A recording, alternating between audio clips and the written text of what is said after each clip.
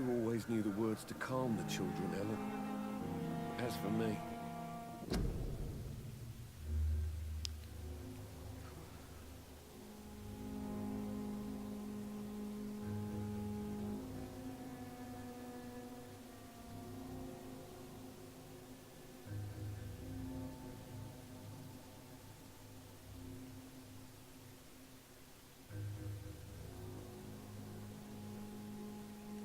blundering idiot.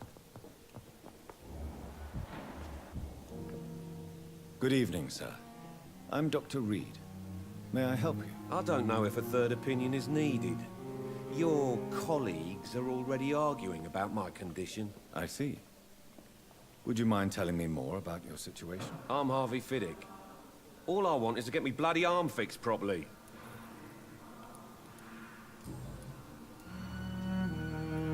Tell me about your injury, Harvey. Why do you feel so guilty about it? My wife died because of me. And now I may lose everything because I've been careless enough to hurt myself. What an arsehole.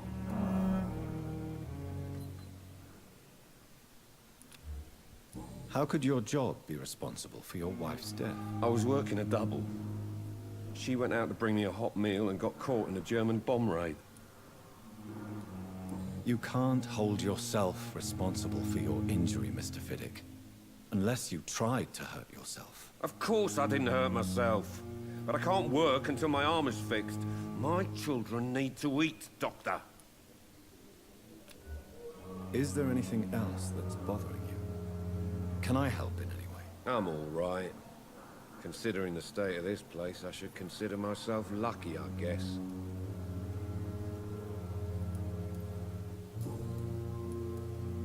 Tell me more about the death of your wife, Harvey. 1915. I was in the army, building workshops for the Royal Flying Corps. Helen was happy I wasn't sent to the front. What happened? The Germans sent Zeppelins to bomb the construction site, but they missed their target. My wife was bringing my dinner when the bombs fell. I'm sorry for your loss. So many died during the bombings. I served in France and witnessed the carnage there. I would like to say that she didn't suffer. Truth is, I have no idea. I just know that I'm all that me kids have. Poor little bleeders.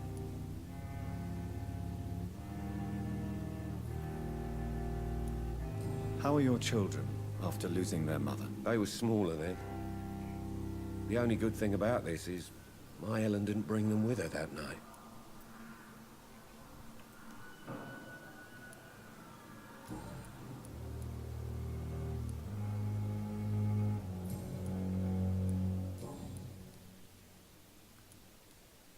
Tell me about the doctors who are arguing about your case. Strickland and Aykroyd. They both want the best for me, but there's a lot of pride there. Doctors are no different from carpenters, it seems. What do you mean? I often had professional arguments with rivals on a building site.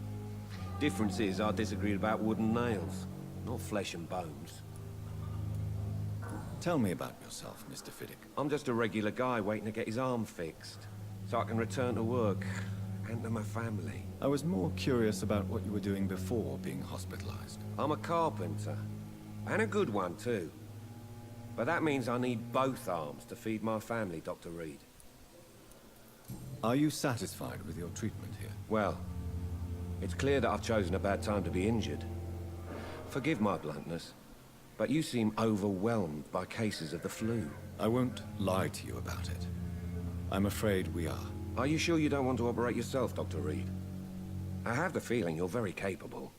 And your colleagues seem to think so too. In other circumstances, you would be right. But for now, I don't think I can take on the responsibility. My apologies.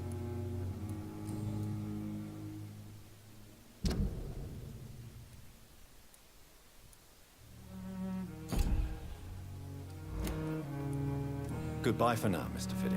I'll see you later. You always knew the words to calm the children, Ellen. As for me...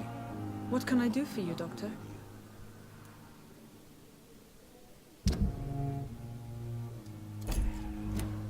Thank you, Nurse Crane.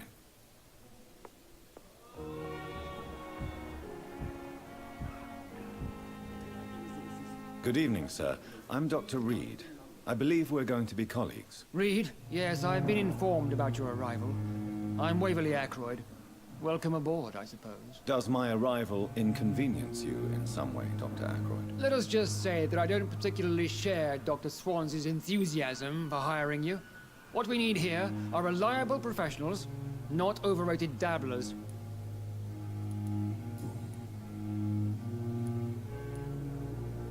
I don't know what you've heard about me, but I have already proved my value as a practitioner. I don't question your skills, Dr. Reed, but your motive. Is it money, fame, or are you truly dedicated? And what exactly is that supposed to mean? I served in the war just like you. But unlike you, I did not use the wounded to play the modern sorcerer. Be careful what you insinuate, Dr. Ackroyd. I only want you to admit you used those men to improve your theories.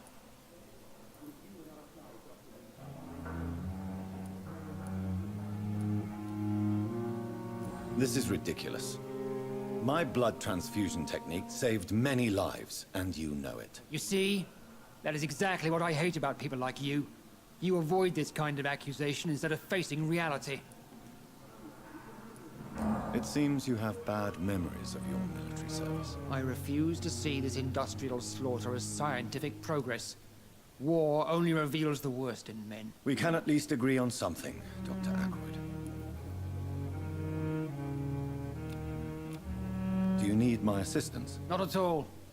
I'm sure that you are used to gaining people's trust with your impressive skills. Well, it will not be the case with me.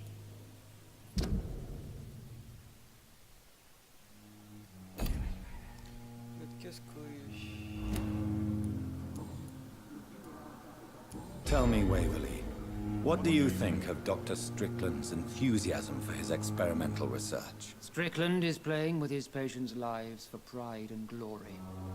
Now that, sir, is unethical. Are you thinking about something in particular? Harvey Fiddick needs delicate surgery.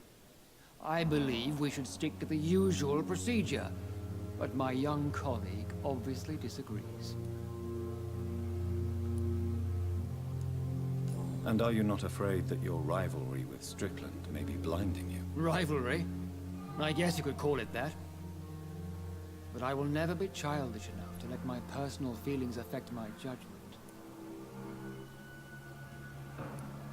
Why do you wish to lead this surgery? I strongly believe that Mr. Fiddick should not be butchered to test an unproven procedure.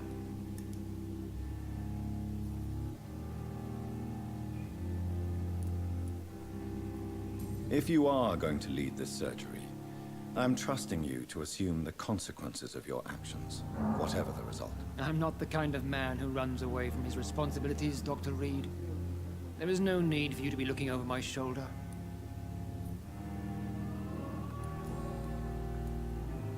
If you have a problem with me, Dr. Ackroyd, please feel free to tell me. Dr. Swansey has imposed your presence on this hospital without asking anyone's advice. The benefit of his position. But I don't agree with it. I know we've never met before, but I believe this hospital could use all the help it can get. You will agree with that, I'm sure. Oh, but I have heard about you, Dr. Reed. Of course, you can't say the same about me, since I have not wasted my time courting the press.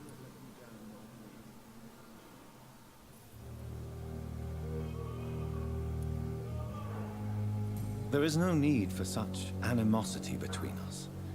Don't you think the epidemic is already enough to deal with? That is one point we could agree on. And that is precisely why I want to be sure that you will be of help to this hospital, instead of a burden.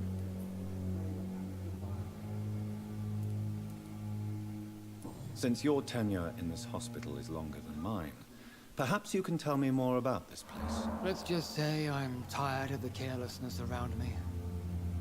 I have always respected the skills of Dr. Swansey, but over time, his enthusiasm has become displaced. Carelessness? Exactly what are you talking about? We're here to save lives. The people who trust us are not volunteering for experimentation. They're here to be healed. I don't intend to run any radical experiments, Doctor. Even if I, as any good practitioner should, express an interest in pushing the boundaries of medical research. Modern medical methods were created through audacity and ego. But there are rules in our line of work, and they're here to protect our patients.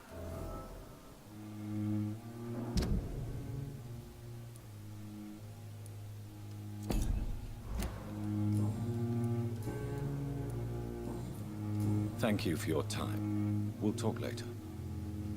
I will not let you down, my boy.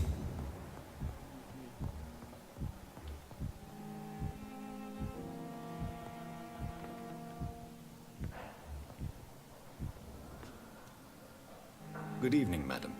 Can I help you? It's my son who needs you, sir. I'm Dr. Jonathan Reed. How can I help your son? I'm Beatrice Goswick, mother of Mortimer Goswick. Could you check on him, please, Dr. Reed? I've heard much of your talents as a physician. Do you require medical attention as well, Mrs. Goswick? I have other concerns right now, Doctor. But I'm fine, thank you.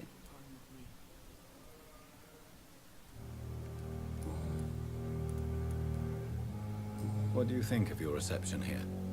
Any complaints? I have had the uttermost reservations about this hospital since we arrived. But we had no other choice, considering the state of emergency. Is there something in particular that's bothering you? Some of the staff were not especially welcoming. I suspect they're not accustomed to dealing with patients of such social standing.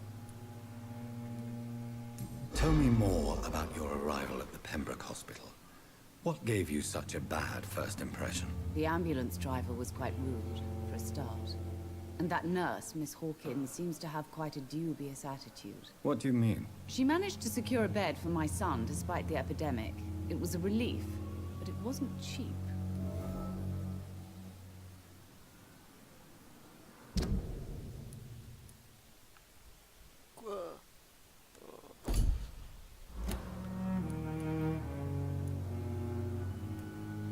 She charged you for a bed? Yes, and I paid without question, considering the urgency of the situation. I share your concern, Mrs. Goswick.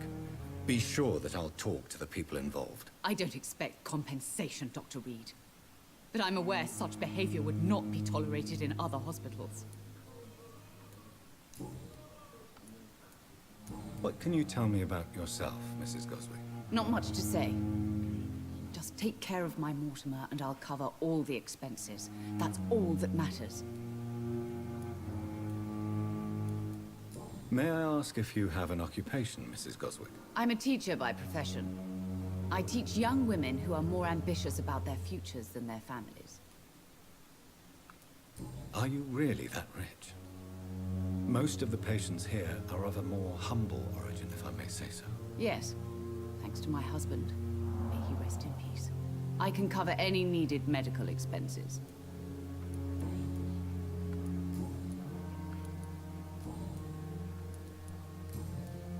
Goodbye, Mrs. Goswick.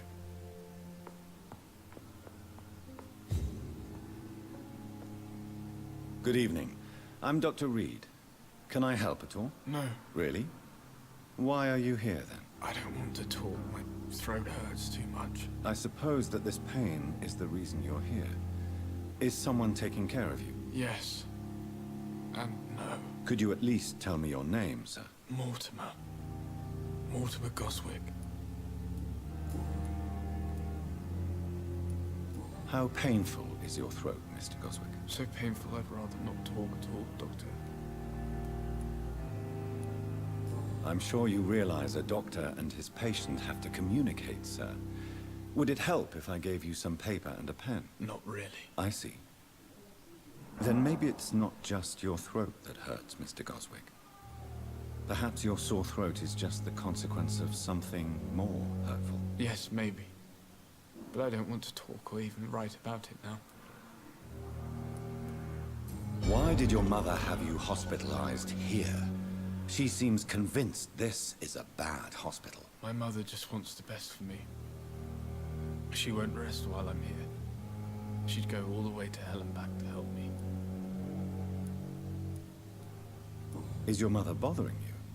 As your doctor, I can ask her to leave you alone if you would prefer. That's tempting, Doctor. But you have no idea what my mother is capable of. She would tie herself to my bed if you asked her to leave. Pembroke Hospital may look unorthodox, but rest assured, you're in good hands here. It's not me you have to convince, Dr. Reed. It's my mother.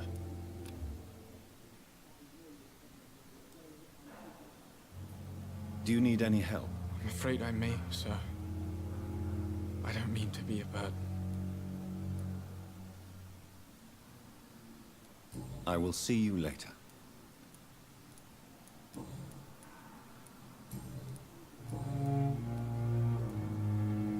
Tell me about yourself, Mr. Goswick. I don't want to talk, Doctor.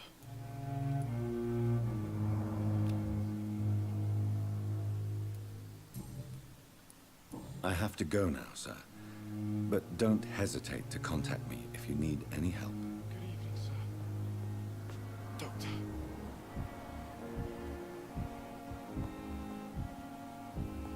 I will not let you down, my boy.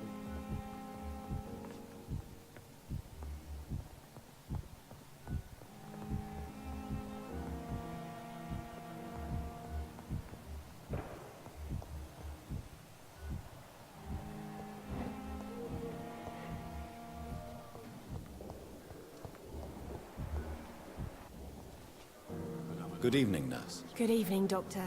I don't think we've been introduced yet. My name is Pippa Hawkins. And I'm Dr. Jonathan Reed. Dr. Swansea has recently offered me a position in this hospital. Well, it's a euphemism that your help will be appreciated, Doctor.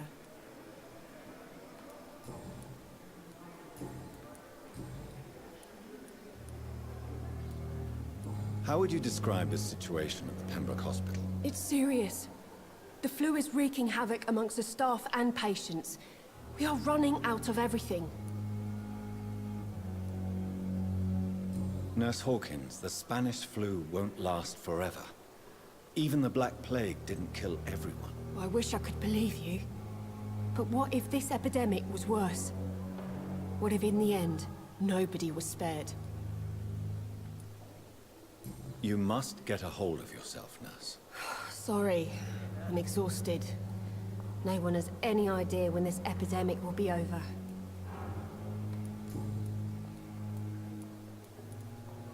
How is the Pembroke staff coping with the epidemic? Well, not well. Milton, the ambulance driver, is even more grumpy than usual, especially concerning doctors. Why does Milton dislike doctors? I don't know. Just ask him. But be warned, Milton is not the chatty type. Why is Milton grumpy on a daily basis? Is it just an act? Milton's not the kind of man who's bothered about a bad reputation, whether he deserved it or not. How long have you been a nurse? Or long enough to see that the epidemic is winning. And no matter how qualified you are, don't tell me you'll change that. You'd be surprised what dedication can achieve, Nurse Hawkins. In medicine, sometimes we're just a test result away from a miracle. Sorry, Doctor. I don't want to sound bitter, but I'm just too tired to give a pep talk like Nurse Brannigan.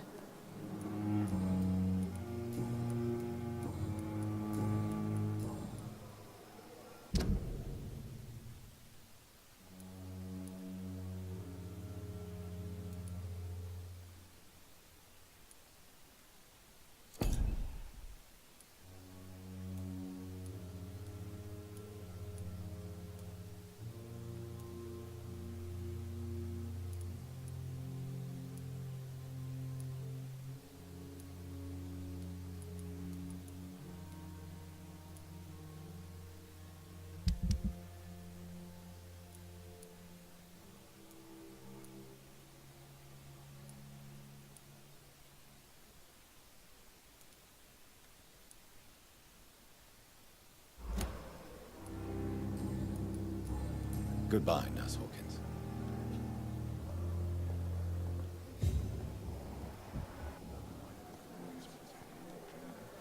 Good evening, miss. I'm Dr. Reed, the new surgeon at the Pembroke Hospital. And who are you? Your name has no meaning to me, mortal. You're nothing but dust blown by the winds of eternity. I beg your pardon? What are you begging for, mortal? My clemency?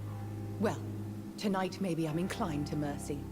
You'll never forget the night you met Thelma Howcroft. You keep calling me mortal. Why is that? And if I'm mortal, what are you? Well, Dr. Reed, if you must know, I'm a vampire. Do you require my services, Miss Howcroft? I have no need for your medicine, Dr. Reed. Blood is the only drug I need.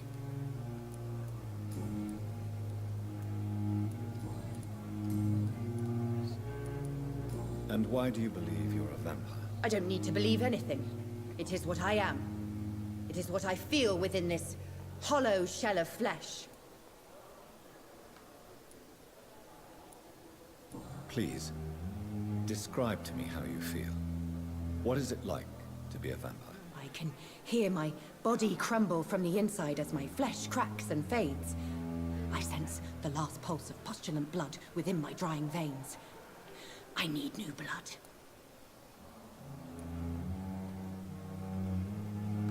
I see. Have you ever heard of Cotard's syndrome, Miss Howcroft? Never. It's a mental illness discovered by a French neurologist named Jules Cotard. The affected patients are delusional. They believe that they are putrefying, that they are dead, a ghost or a ghoul, or in your case, a vampire. Delusional, you say? Oh, sad and petty mortal. You can't even begin to understand the concept of immortality. And you think it is I who am delusional. Do you require my services, Miss Howcroft? I have no need for your medicine, Dr. Reed. Blood is the only drug I need. I'm assuming you must be a patient here. Am I right, Miss Howcroft? It's only a cover to hide from my enemies. I can leave whenever I want. As a woman, a spirit, fog, or bat. Do you require my services, Miss Howcroft? I have no need for your medicine, Dr. Reed. I'll leave you, Mistress of the Dark, to your nocturnal activities. Good evening, Miss Howcroft. How are you tonight? I need blood, Doctor. Warm, rich, vibrant blood. I'm assuming you must be a patient here. Am I right, Miss Howcroft? It's only a cover to hide from my enemies. I can leave whenever I want. As a woman, a spirit, fog, or bat. Who are these enemies you mentioned? Can you describe them? I cannot say for sure. But I sense their eyes on me from nearby. I feel them watching me every time I visit the garden near the morgue. The staff here are not your enemy. They're here to help you, to care for you. I'm not speaking of the doctors in white. I'm speaking of the men and women who hunt me. For I am a vampire. I see. Don't worry. These people will not find you here. I'll personally make sure they leave you alone. Thank you, mortal. But do not interfere with them, for you are no match for those that hunt me.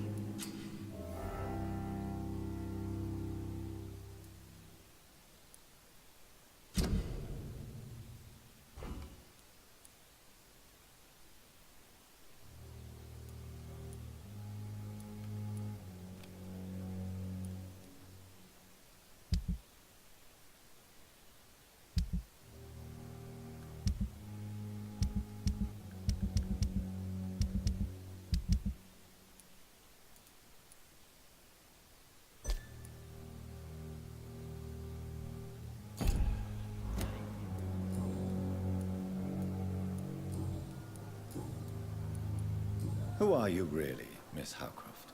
I mean, apart from being a vampire. Is that not enough for you, puny mortal? What do you require? Proof of my powers? I'm curious to know who you were before becoming a vampire. No, it's such a long time ago, I don't remember. Centuries of unholy life can have strange effects on one's minds, you see? I'll leave you, Mistress of the Dark, to your nocturnal activities. Feel disgust on every street. Good evening, sir. Can I help you? Unless you're here to fix my face. No. I don't think you can help me. I'm Dr. Reed. I've recently taken the position of head surgeon here. War injuries, am I right? You guessed right, Doctor. German shell took my pretty little mug right off. But they still call me Thomas Elwood. How is your stay with us, Mr. Elwood? Oh, it's bliss. I just escaped death in the trenches to be surrounded again by the moans of the dying. Can I ask you precisely why you're a patient here? It's the pain, sir. The drugs don't work.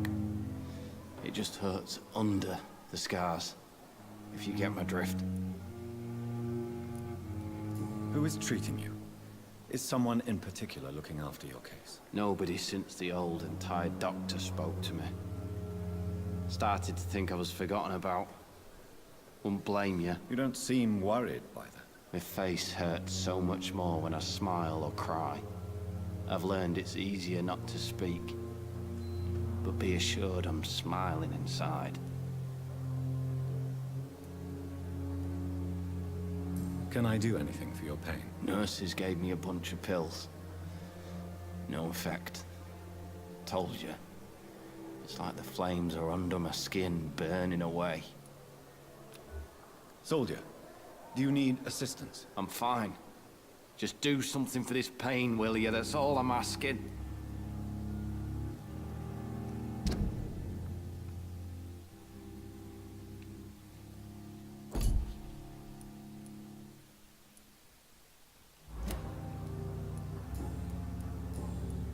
Goodbye for now, Mr. Elwood. Damn. The pain.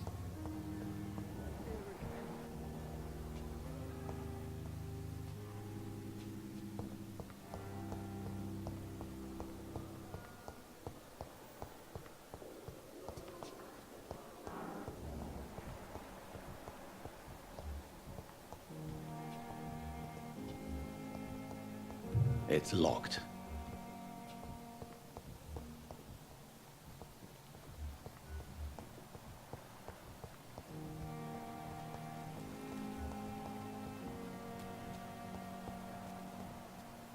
Thelma Howcroft said she was being watched by vampire hunters. Where are they hiding? I should investigate.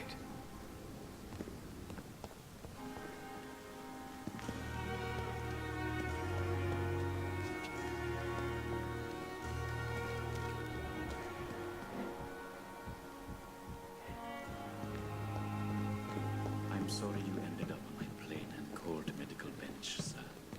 I understand you must be very angry about this.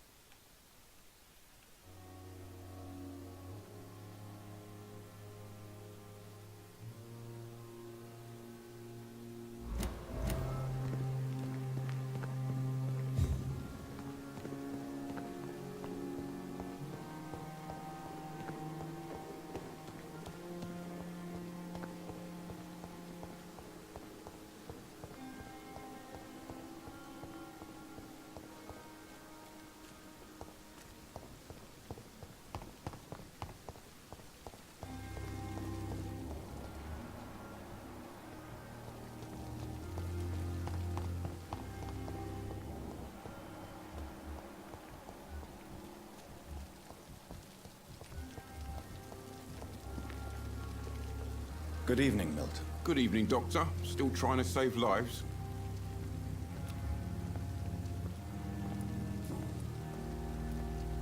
Tell me why you're extorting money from some of the patients here. If a patient wants a bed, he'll have to pay me a little fee.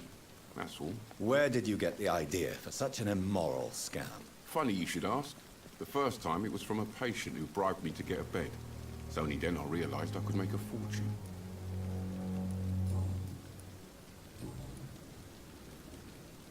Why do you have such a mediocre reputation among your colleagues, Milton? Fuck them. Nobody knows the horrors I've seen since working here. This city was sick long before the epidemic, Dr. Reed. I know it's a difficult task, but correct me if I'm wrong. Is this not the job you are paid to do? I've seen babies left to die while their brothers were properly fed. Underage girls and boys sold to all manner of perverts. I'm sorry, I don't know what to say. Yeah, exactly. We lack words. So excuse me if I don't look on the bright side of life.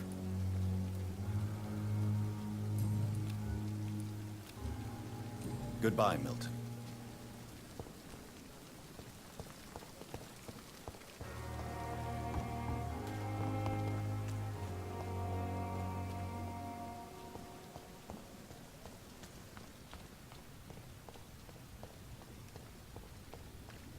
I cannot enter.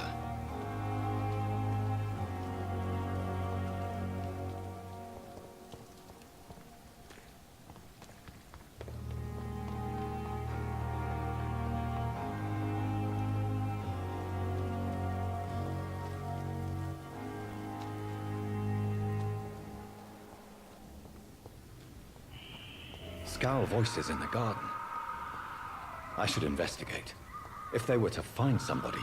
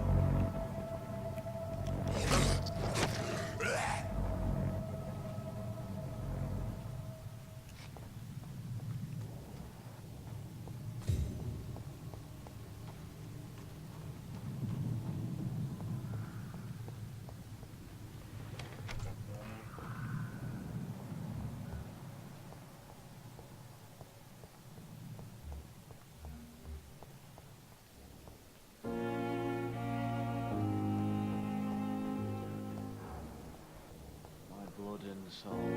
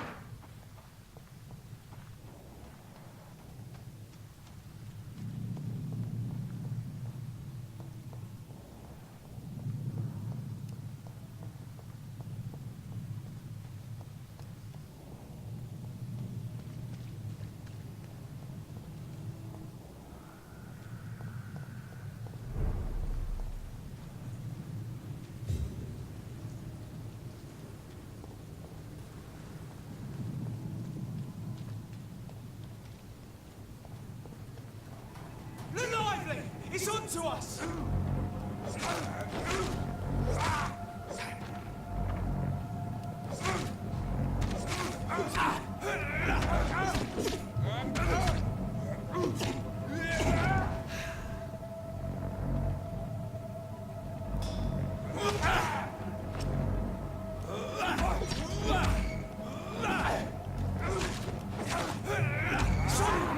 It's on him! Shit! You'll pay for that!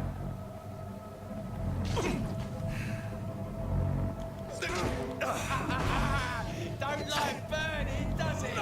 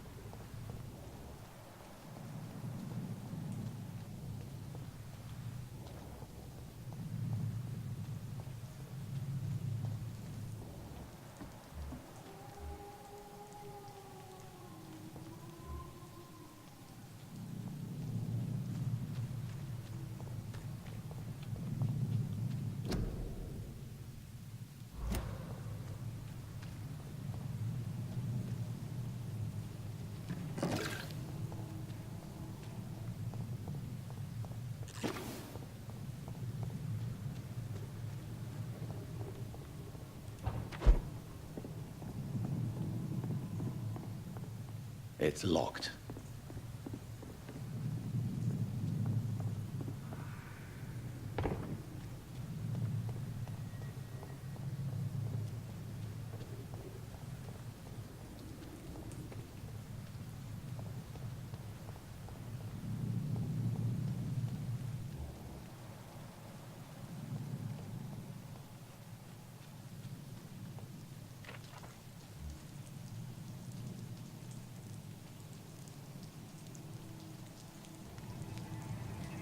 Are you dead?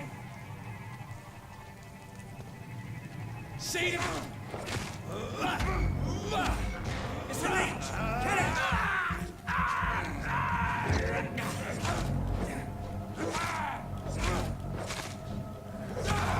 Christ! He's dead!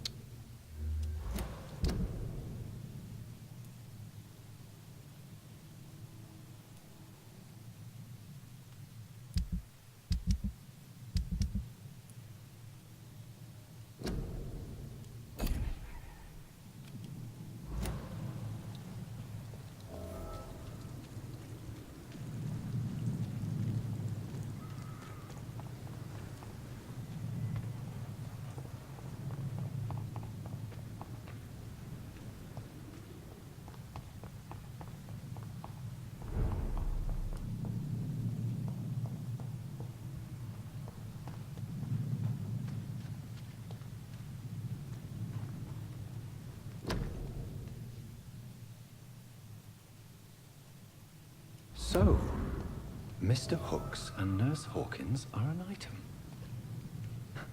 Those two have hidden their affections well.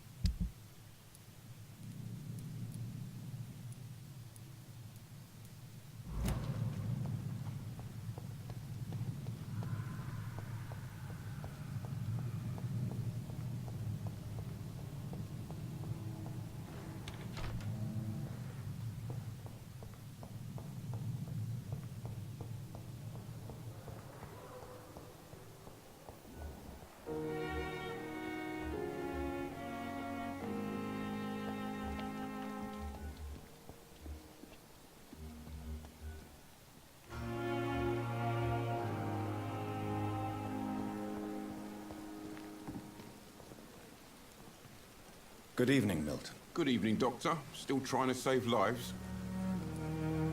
I have some good news, Milton. What? The epidemic's over? I retrieved your wallet, with all the money, and a certain picture. Well, yeah, Pippa Hawkins is my girl. So what?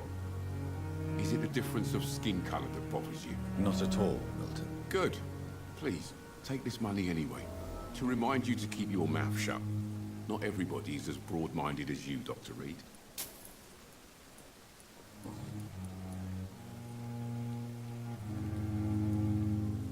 Admit it. Nurse Hawkins is more than your lover. She's also your partner in crime. Of course she is. How else could I tell which bed is free? I need to know that. Have you no shame? Don't you see this city is crumbling down? Today, people are ready to pay to get a hospital bed. Tomorrow, we may be fighting for food.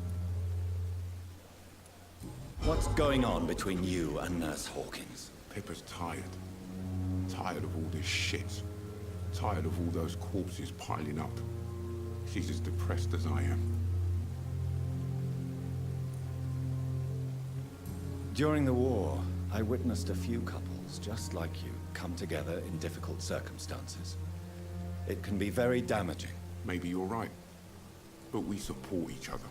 And that's all that matters. You do realize you could both get fired.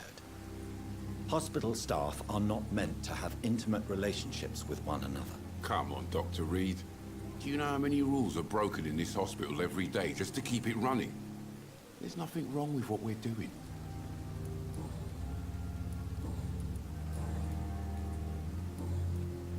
Goodbye, Milton.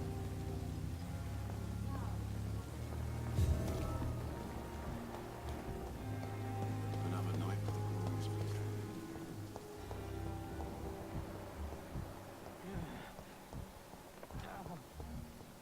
It's locked, all right.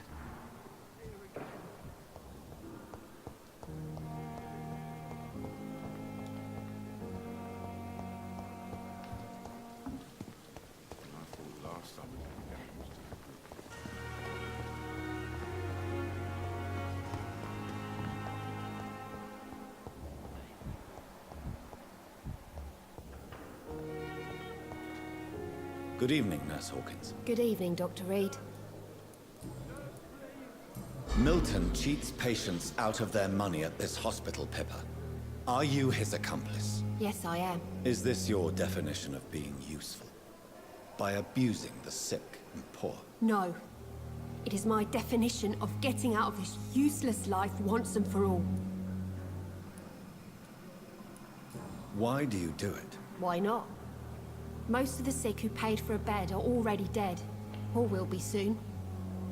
Don't you see the futility of all this?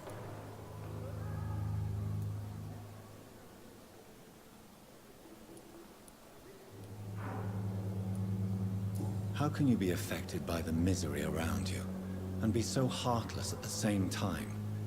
Which is the real you, Nurse Hawkins? I could ask you the same question, Dr. Reed. Are you more real when you lie to a dying patient, or when you grant him useless medication?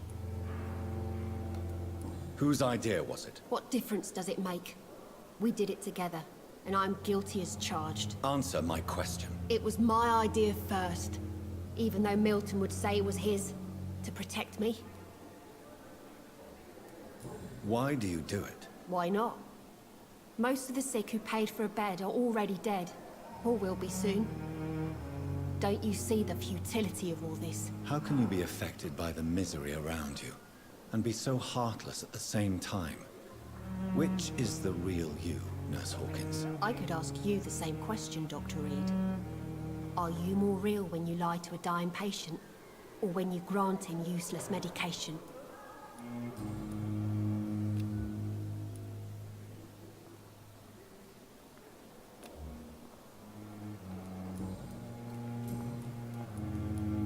Pepper, I know you're very close to Milton Hooks. Yes.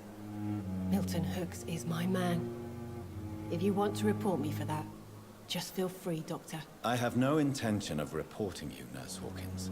But are you aware of the risks? The rules say I won't be allowed to work as a nurse anymore. But here at the Pembroke, we break rules all the time. Is he worth the risk? Hey, I'm no perfect woman, and Milton is not the finest bloke. But we do our best to get by. That's all any of us can hope for nowadays. Goodbye, Nurse Hawkins.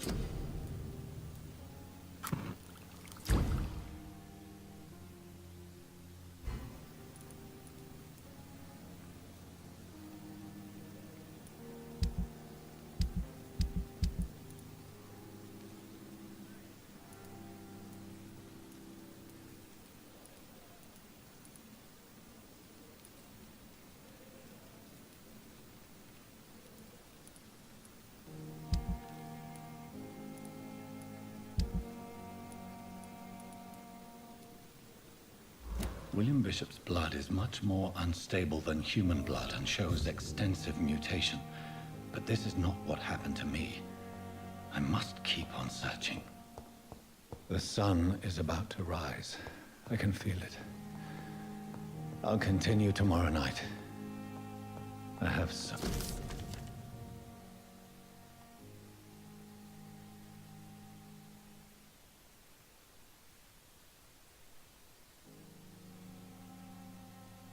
much time now.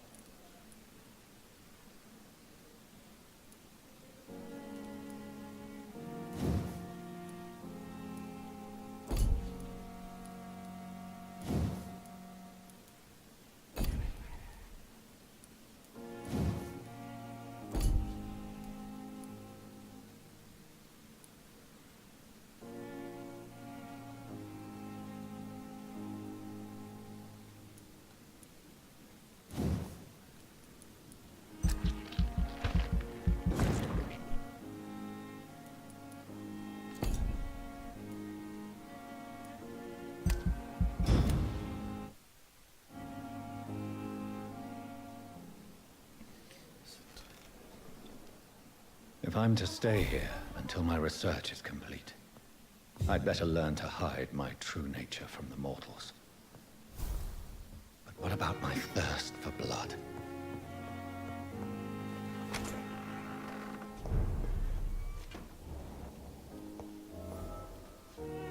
Yes, Nurse Crane? How can I help you? I'm so sorry. I know Dr. Swansea wanted you to rest, but we have somewhat of a crisis. A crisis, you say? Our supply of antiseptics is nearly depleted. I was hoping there was another box up here, but...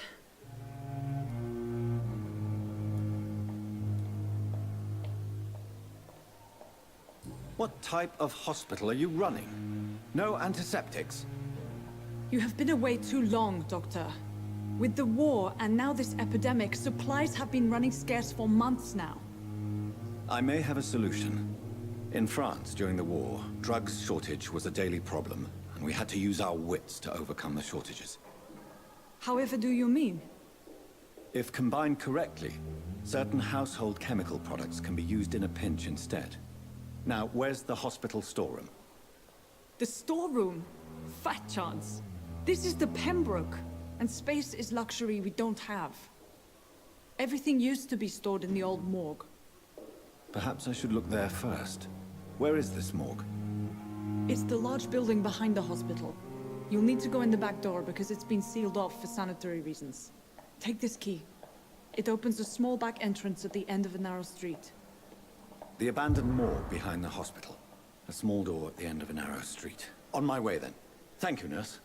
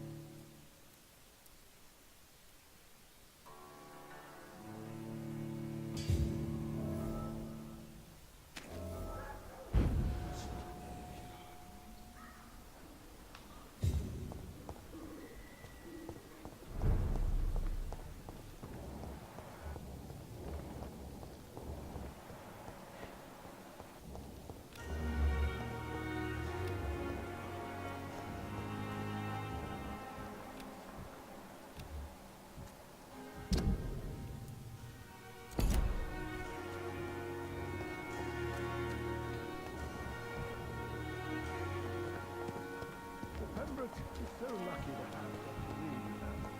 I met him in New York. If only there were more.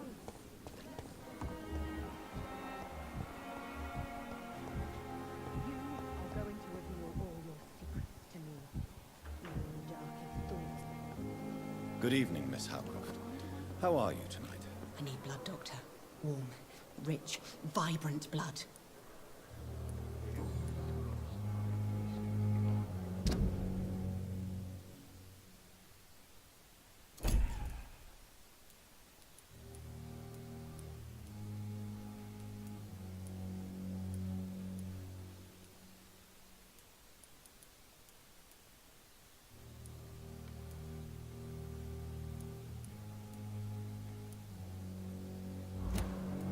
And why do you believe you're a vampire? I don't need to believe anything.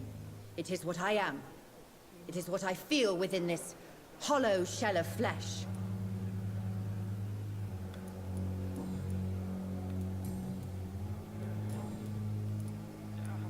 Tell me, Thelma, what do you really know about vampires? I saw one and he saw me. I watched him hunt and kill. I saw his terrible wounds heal as his victim died. And then I knew I was saved. You mean you actually saw a vampire? Here in London? Yes. And it has been the answer to my pain. I must drink and kill to regenerate my decaying body. I am a vampire too.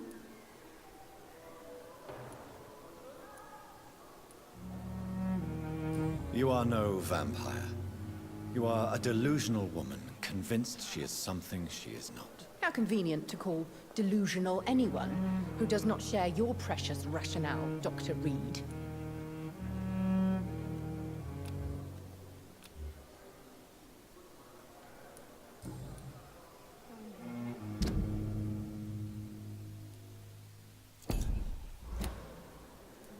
I'll leave you, Mistress of the Dark, to your nocturnal activities. Ghost on every street corner. Good evening, Miss Howcroft. How are you tonight? I need blood, Doctor. Warm, rich, vibrant blood. I'll leave you, Mistress of the Dark, to your nocturnal activities. There again.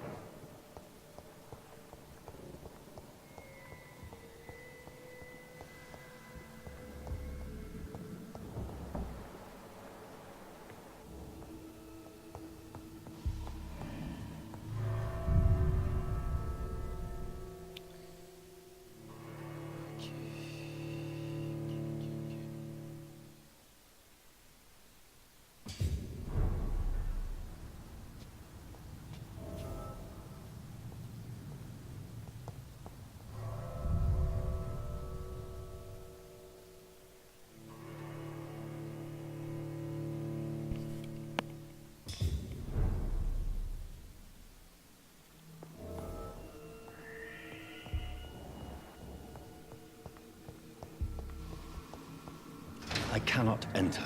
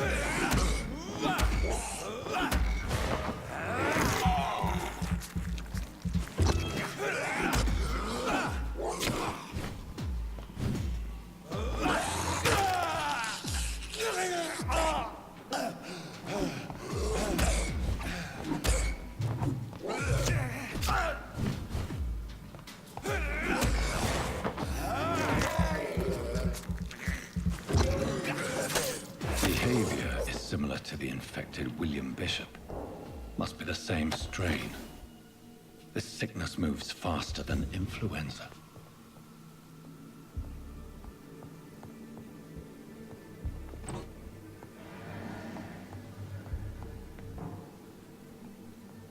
This key will surely grant me access to the basement.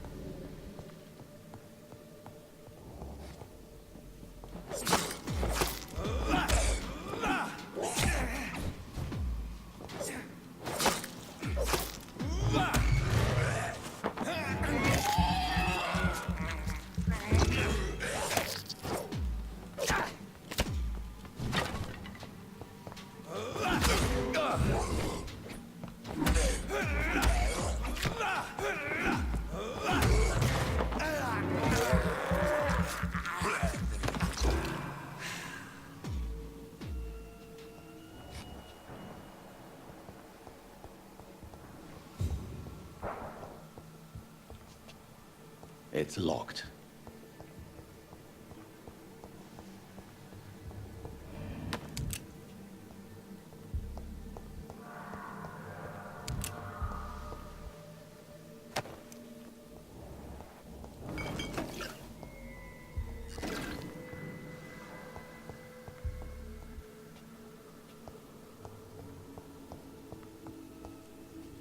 Balls of Mars, fortifiers. As popular as they are ineffective. But they do contain iron tartrate, and that might prove itself useful.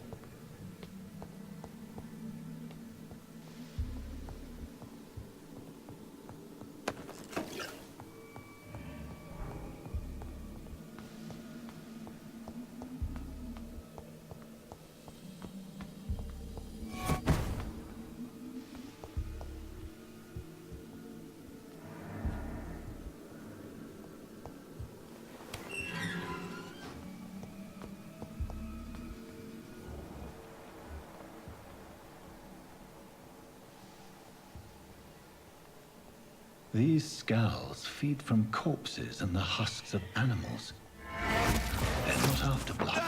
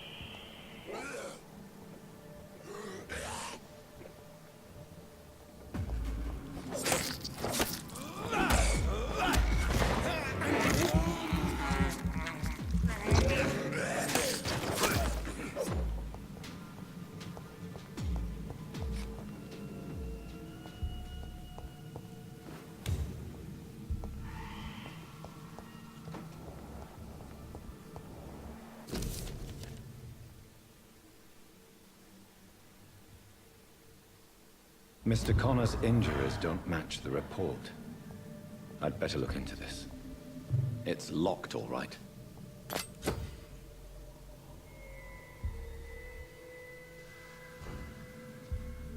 It's locked.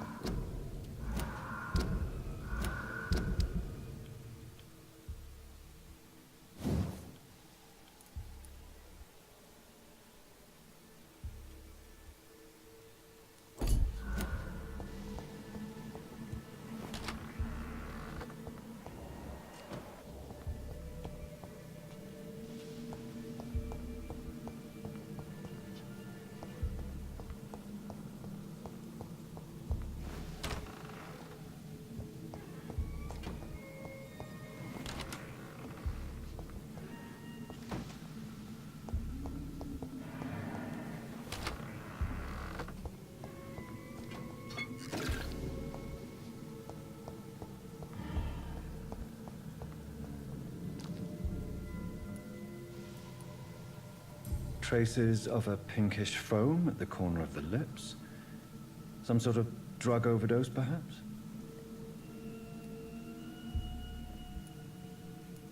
Multiple abrasions and scarring on the arms and legs. Old and distinctive injuries of a sailor or a fisherman. The chest was originally opened to perform the operation. The sutures are clean. The chest has been reopened. A puncture over the left lung, possibly a chest tube insertion. Not the cleanest work, but I think it was successful. Signs of internal bleeding.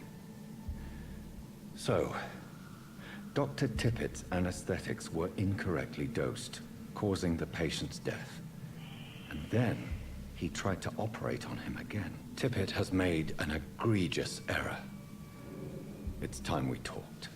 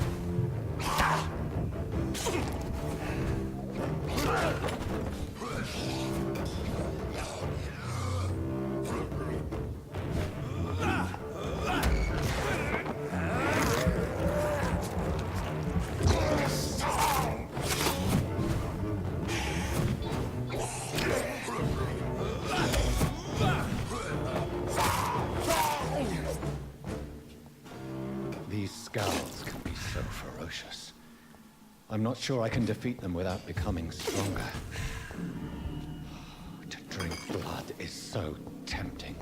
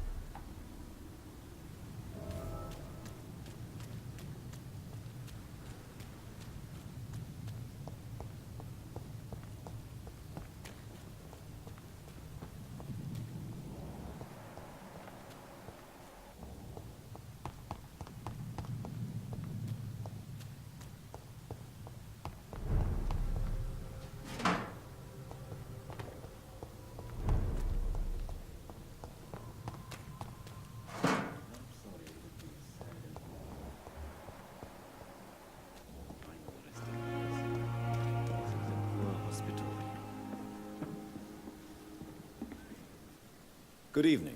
I'm Dr. Reed. Always a pleasure to meet a colleague, sir. Especially when he was supposedly dead. A colleague? Are you a doctor too? Not anymore, sir.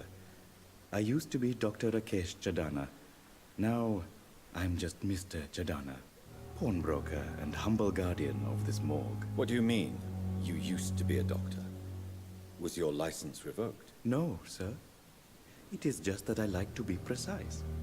I run a little pawn shop while taking care of the dead. but I used to be a real doctor. Do you work here alone? Yes, very easy work, sir. All I have to do is watch a few bodies. The situation was very different when the main morgue was still open. Why do you have to watch these bodies? Because these poor fellows have no names.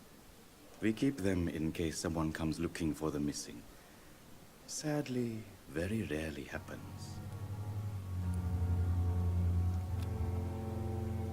Why close the hospital's main morgue? It was for sanitary reasons after the beginning of the epidemic. Cadavers had to be moved to the nearest mass grave. Do you need medical attention? I'm feeling all right, Doctor.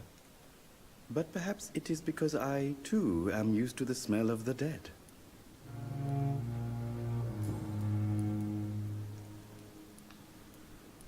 Do you work here alone? Yes, very easy work, sir. All I have to do is watch a few bodies. The situation was very different when the main morgue was still open. Are you afraid or uneasy being surrounded by so many corpses? Why should I? These bodies are empty vessels. Flesh left to decay.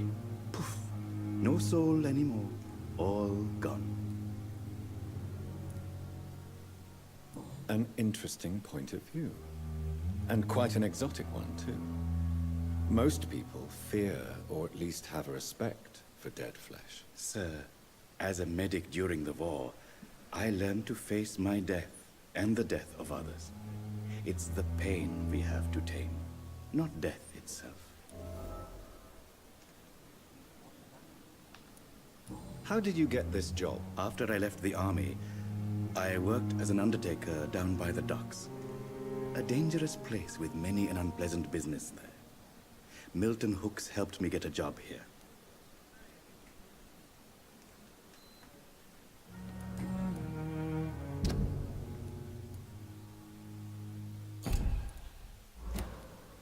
Have we met before?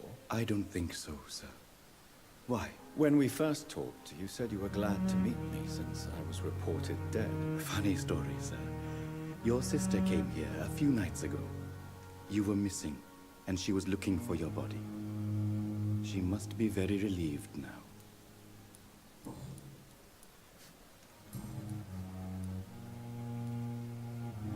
A pawnbroker? I expect you get all types of people here. Yes, sir. All kind of people. For I sell all kind of goods. Who comes here to trade with you? It's very unhygienic, even unsafe. Diseases can spread. For the customers, for the hospital. I'm very cautious, sir. I've been a doctor, remember? And all my clients are good people. In fact, I think I only know good people. What kind of goods? With the quarantine, it's not always easy to buy things. So I trade, I exchange. Some people sell, some others buy. I like to help. Since you're not afraid of dying, do you believe in life after death, Rakesh? No. I believe we must do all the good we can while alive. For our time is short, and the obstacles are endless. Do you think you would enjoy immortality as a concept? I don't think so. Don't mistake me. I love life, and I'd like to live a long life. But everything has to decay, sir. Even goodwill. Do you really believe goodwill cannot last? As I said, sir, everything decays. If I was to never die, goodness, I would be bored or worse. And I like to be helpful, sir. Quite depressing, wouldn't you say? Yes, but the good news is, we'll all die before losing our humanity, sir. So you're ready to die? No, I am not. I don't fear death, for I won't see it. What troubles me is the pain my death will inflict to those I know. You're a wise man, Mr. Chidana. No, Dr. Reed. I am a foolish man. But I like to think otherwise.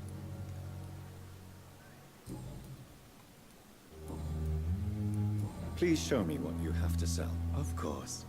It's just trinkets and curios, really. But I'm sure they can be useful.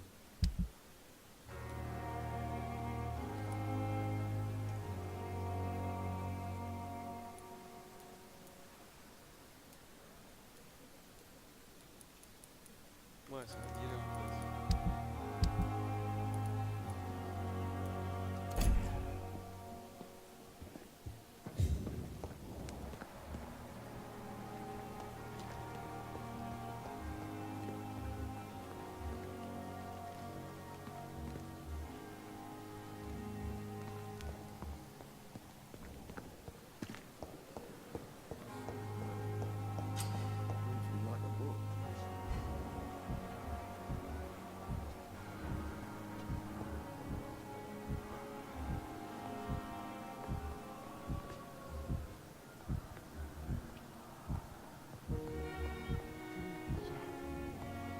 Doctor. Good evening, Mr. Goswick. How are you? I'm okay.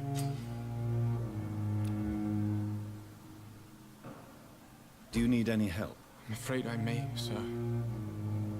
I don't mean to be a burden. You are not a burden, sir. Healing you is my responsibility. And you have my gratitude for that.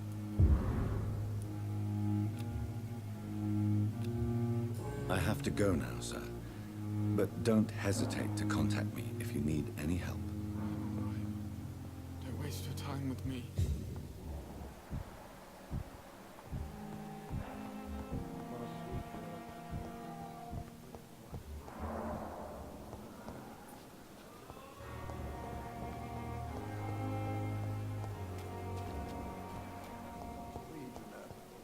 I met him in New York once. If only there were more of us, with less resignation.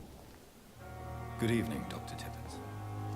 Dr. Reed, any good news to share? Corcoran, I want you to tell me about Mr. Connor. How did he die? What happened? He was my patient. He died because of my mistake. That's the blunt truth.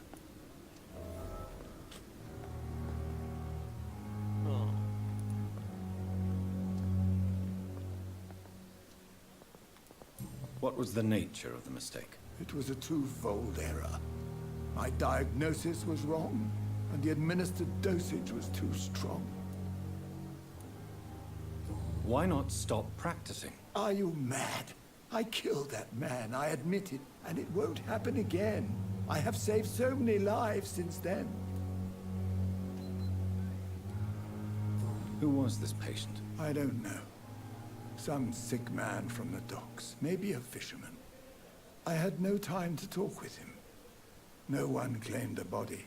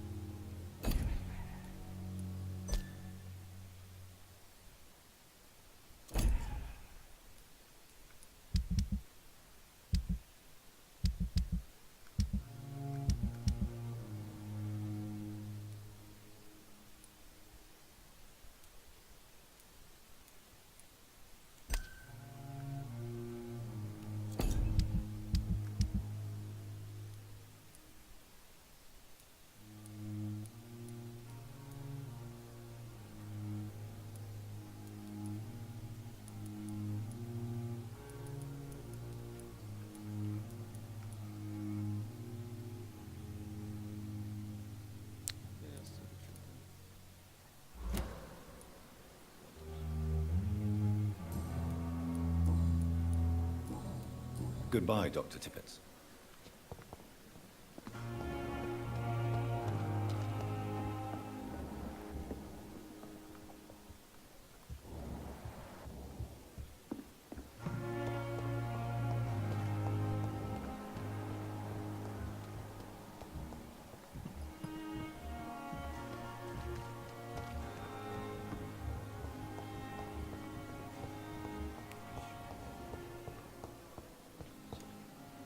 Good evening, Mr. Hampton. How do you feel? Dr. Reed, is it? Oh, sir, I must apologize for my behavior. What do you mean? I was not myself in the factory. Fear and exhaustion made me say awful things to you, I'm afraid. You remained perfectly nice and polite. A little delirious, perhaps.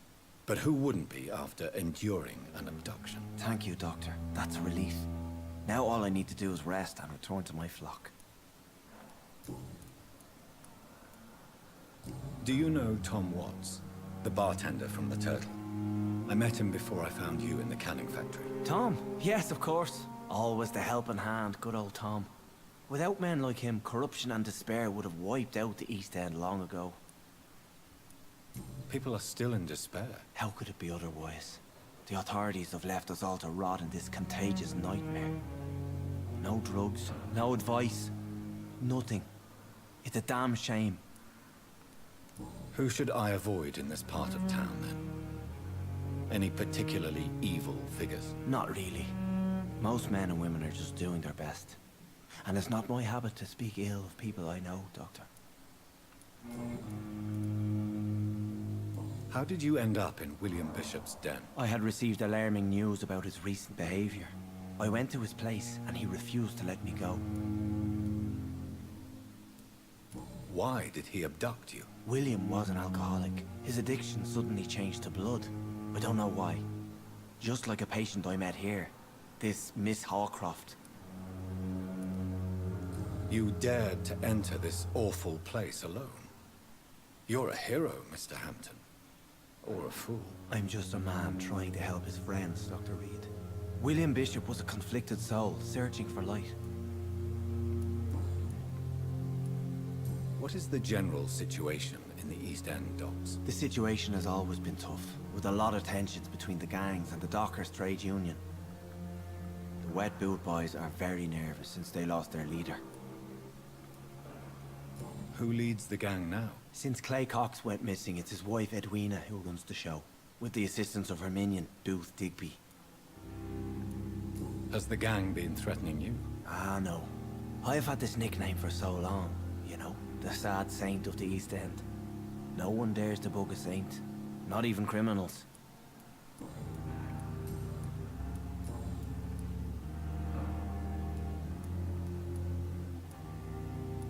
How do you feel, Mr. Hampton? Medically speaking, I mean. I feel exhausted. Beyond exhaustion, actually. William drank so much of my blood in his madness. I feel empty. You're in good hands here. Dr. Swansea is well versed in blood transfusion, and I'm sure he'll take the best care of you. Thank you, sir. I believe all I need is rest. And then I can go back to the people who need me.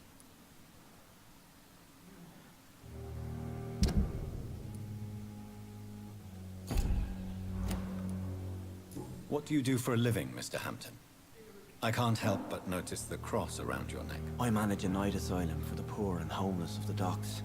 And I try to guide the lost and hesitant on the right path to our Lord. Are you a priest, Mr. Hampton? A deacon, maybe? Not at all, Doctor. I'm just a man of faith willing to preach the good word. Why didn't you use your cross against William Bishop? To repel him somehow? That's a very strange question, Doctor. A cross is no magical token, if that's what you were trying to say. Not mine, anyway. Have you made friends since you arrived? Not really. But I recognize Miss Harriet Jones. I knew her when she lived by the docks. That poor woman had such a miserable life. You never came to see her here at Pembroke? Receiving visits when sick can be an important part of the healing process, you know. We're not just bodies. You're preaching to the converted now, Doctor.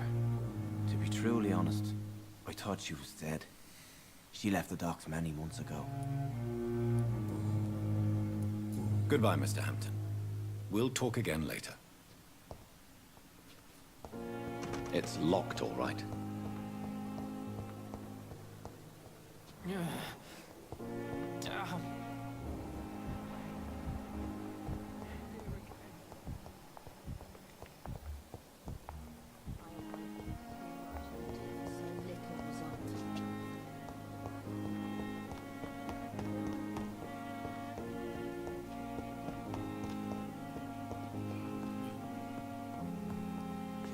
Yes, Doctor?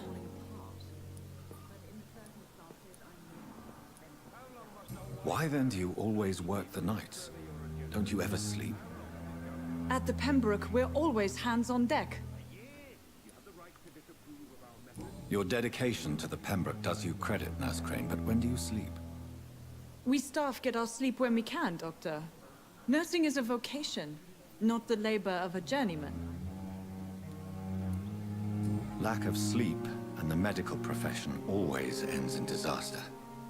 I've witnessed many a colleague succumb to stimulants to fight exhaustion. Drugs were as deadly as bullets in the trenches. London's trenches start here at Pembroke Hospital. We are on the front line, make no mistake. Please, could you point me in the direction of the morgue again? It's the large boarded-up building behind the hospital. You can't miss it. The key I gave you will open the small back door to it. Exactly how bad is the supply situation here at Pembroke? It really depends. Dr. Swansea deftly works his society contacts for monies, but with the quarantine, well, we're in God's hands. That's all for now, Nurse Crane, thank you.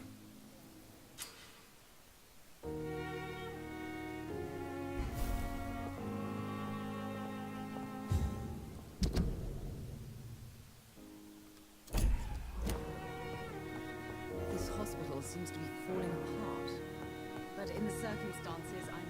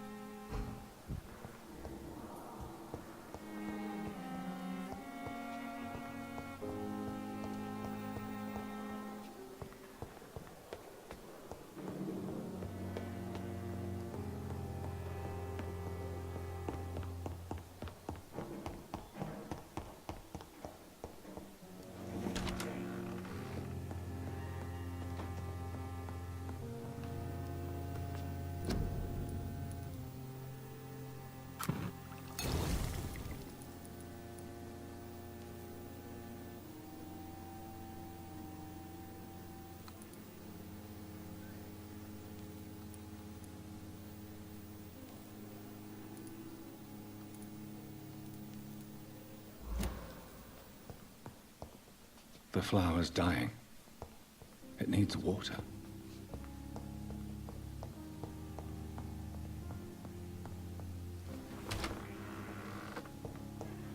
It's locked.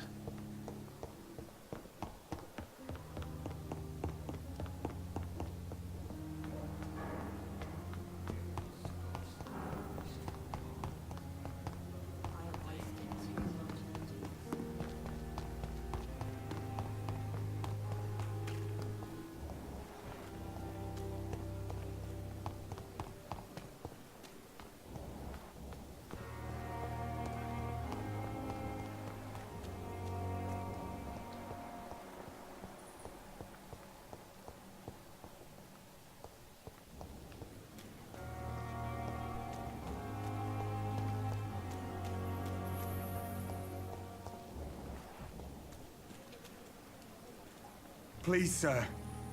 I need help bad. What's going on? I'm Blight, sir. Newton Blight. I've lost my mate. Can't find him anywhere. I'm Dr. Jonathan Reed from the Pembroke Hospital. Please, calm down and give me more details. Oswald and myself were both infantry, sir. We were en route for the hospital, but... well, we had a disagreement. And Oswald ran off towards the canal. How long have you been searching for him? I can't go there. Too many rats by the water. Fucking rats. Can't stand them since the war, sir. Can't stand them at all. Don't be ashamed, Mr. Blight. Many soldiers who survived the trenches suffer from musophobia. I'll see what I can do for your friend. What can you tell me about yourself? I'm Oswald's best friend. We served in the same regiment, sir. We've taken care of each other since we came back from the front. This is a dangerous part of town. What are you doing here? We were looking for the Pembroke Hospital. We both need help. Treatment, I mean. To get some sleep. Just need to feel better, sir. What can you tell me about your friend? His name is Oswald Thatcher. We survived the war together. Oswald is nervous and quite fragile since we came back from the war. Where was your friend the last time you saw him? He went down by the canal. He didn't want to go to the hospital. I think he went to the sewers on purpose. So I couldn't go after him. I have all the information I need for now. If I find anything out about your friend, I'll let you know as soon as I can. Thank you, Dr. Reed.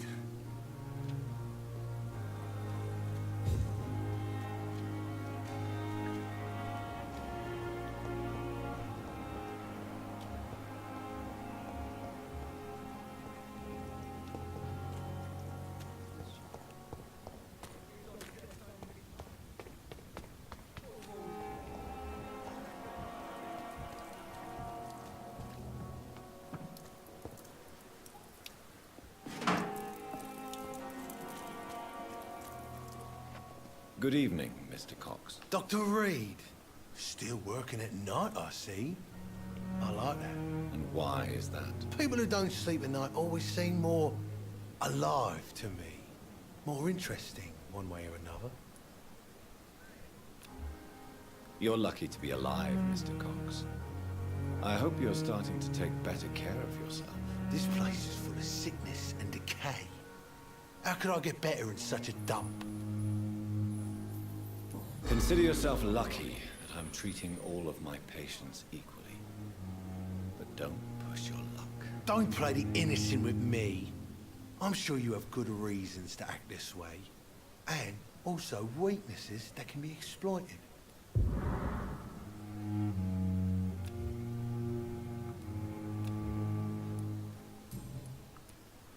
Do you ever think about that poor fellow I saw you push in the water? The wound he gave me will make sure I don't forget him. Still fucking hurts. Boss had cut me good. That man was determined to murder you. You almost died. What a surprise. The first time I met him, he nearly shit himself. Fucking coward. I guess revenge gives you balls. What did he want? Revenge? I recently had to kill his brother. Poor arsehole thought it would be easy to return the favor.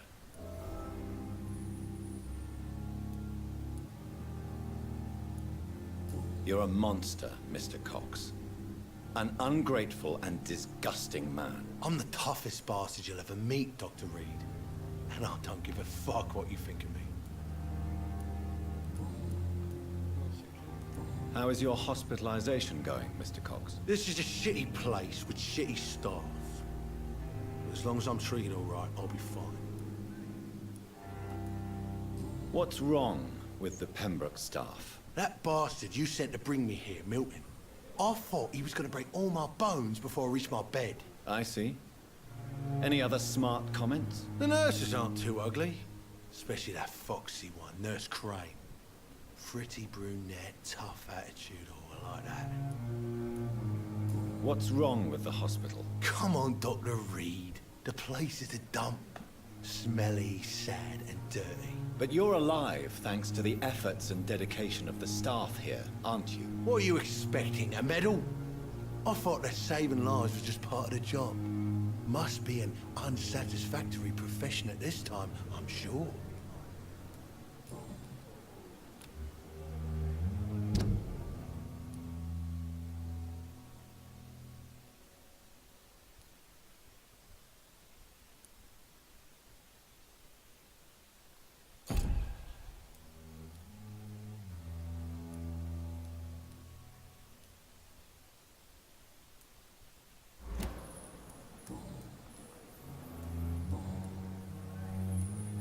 How long do you think you can escape the law, Clay? I know this city like the back of my hand, Doc. I know its streets, who to pay, who to avoid, and who to bully. I won't get caught.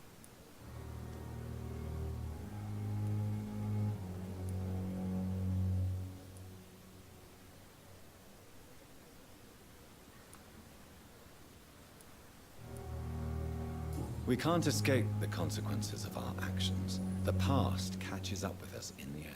I ain't afraid of death. I don't hide who I am. I live my life honestly, which is more than I can say for most folks. And who are you, then? I'm the leader of the Wet Boot Boys. One day, I'll leave this shitty place and punch in the face all who thought I would not come back.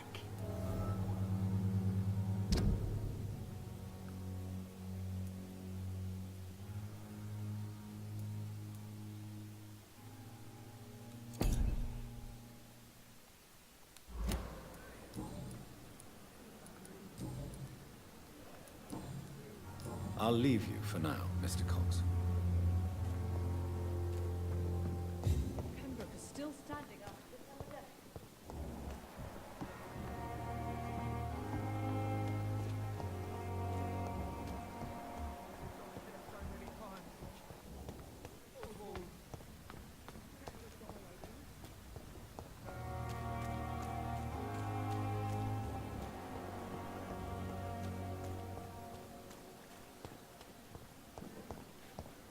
What must I do?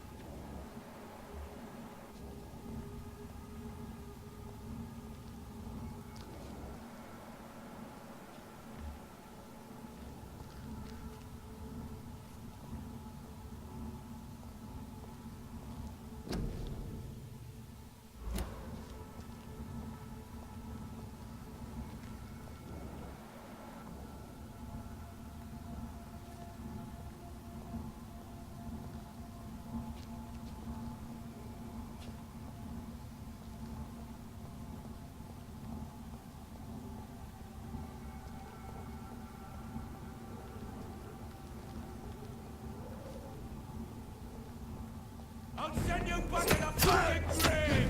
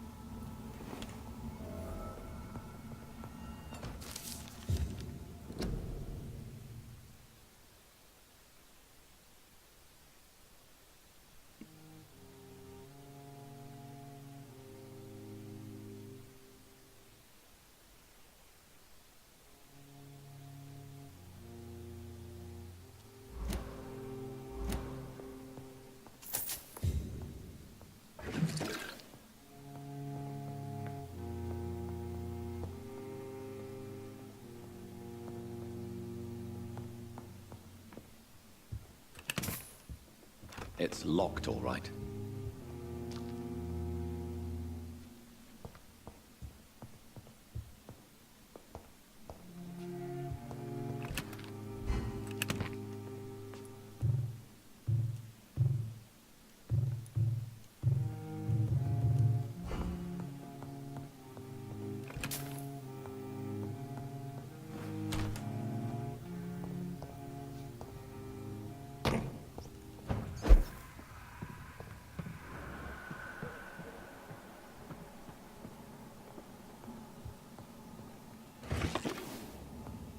I cannot enter.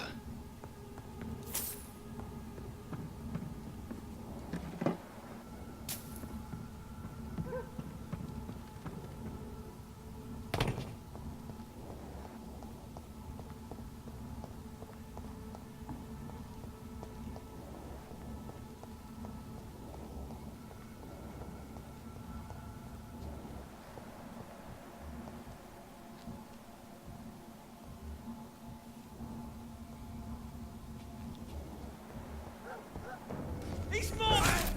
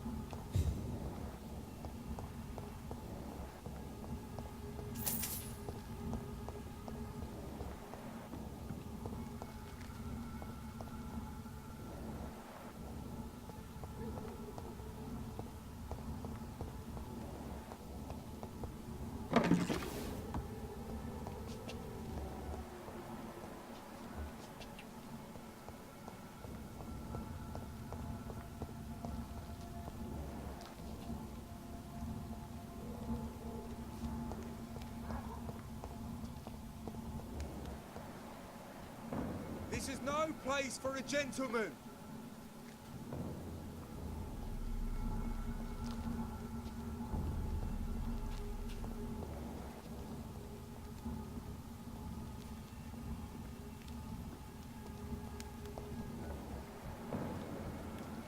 It's one of them! It's too fucking far!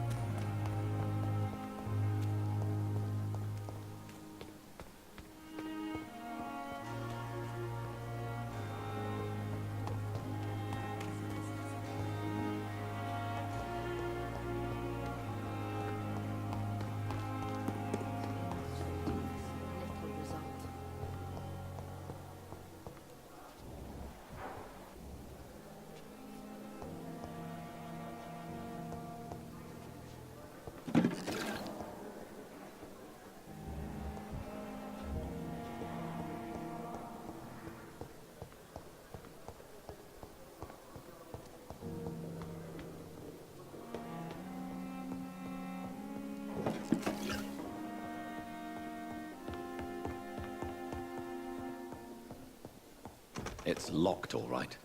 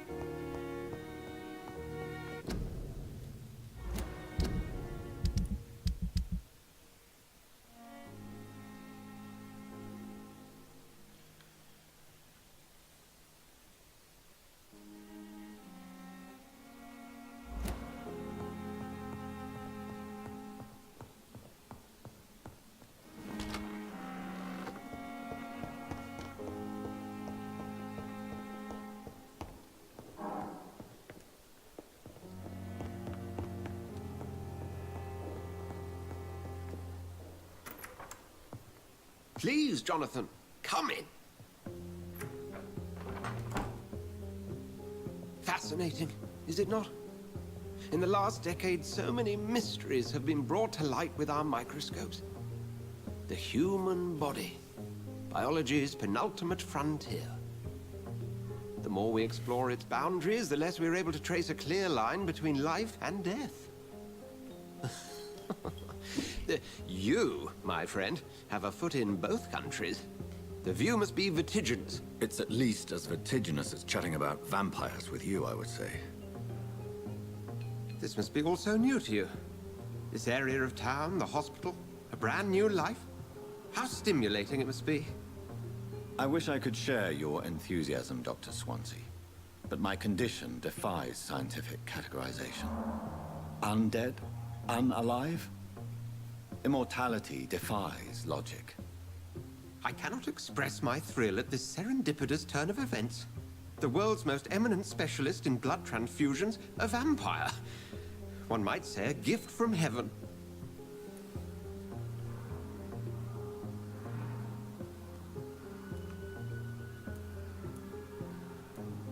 There is an absurd poetry to my situation. Physician, heal thyself. Forgive me. I've been an admirer of your work for a long time, and now you are so much more than a brilliant physician. And please, call me Edgar.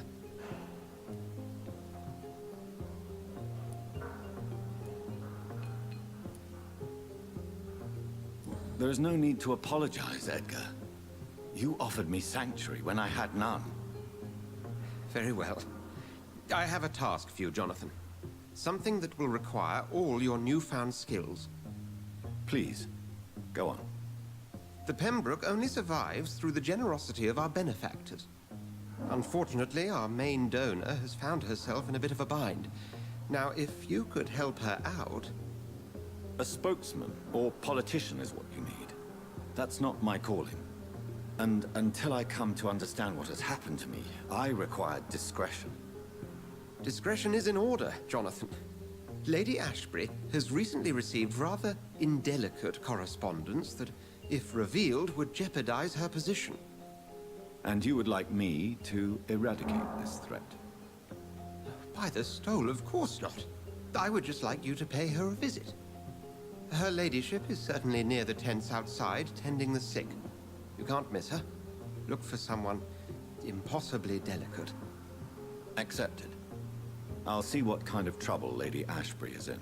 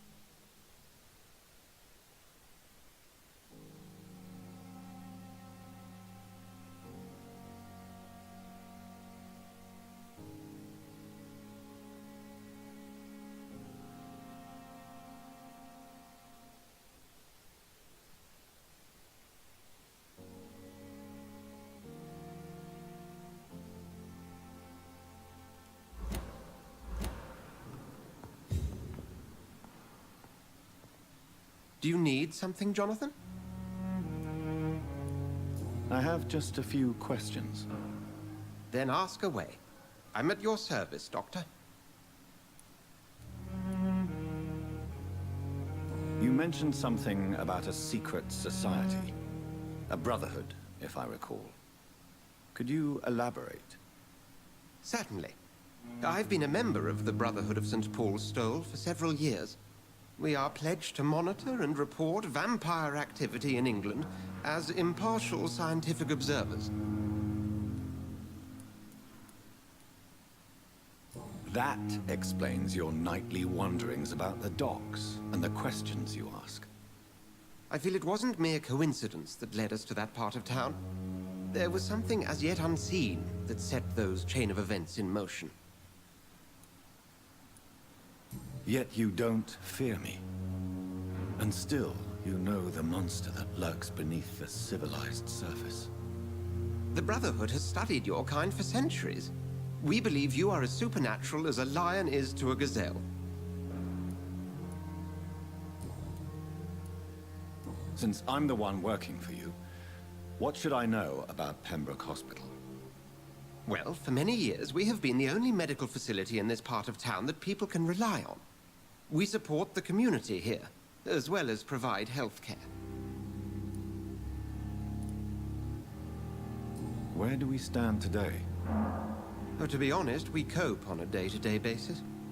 The first wave of the Spanish flu last summer took us by surprise. We lack many of the basic necessities needed. What do you expect of me? What we need is hope. You were a soldier. This is a war. This white coat's still a uniform. We fight to help the poor, the sick of the East End, the forgotten. Since you seem quite the expert on vampires, what could you tell me about my condition and how it came about? As men of science, our first step is always to start with what we know. Forget the myths, the hackneyed scrawlings, and the penny dreadfuls. They do not scratch the surface of the truth you now find yourself in. The sun. The morning following my transformation. Its rays burned me. There was pain, smoke, and my skin blackened. You will find there is very little that can kill a vampire, my friend. You have been offered relative immortality. The sun will most certainly hurt you, leaving you weakened and damaged, but it will not destroy you. Must I take a life to live? You are a vampire. You feed, and blood is the sole sustenance that can sustain your immortal frame. And only a living creature contains the nourishment you require.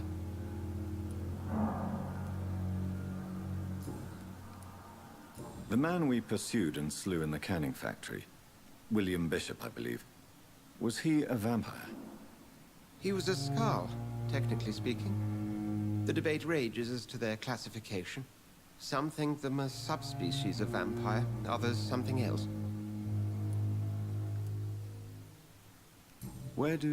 How do Skulls come into existence? The name means slave. The etymology may indicate that they are a lesser species of vampire. From what I know, vampires tend to despise them. Just for clarity, what differences are there between myself and a Skull? A Skull is easier to eliminate, Jonathan, even if they remain formidable foes for the unprepared. Vampires... Now, vampires exist beyond the mortal realm.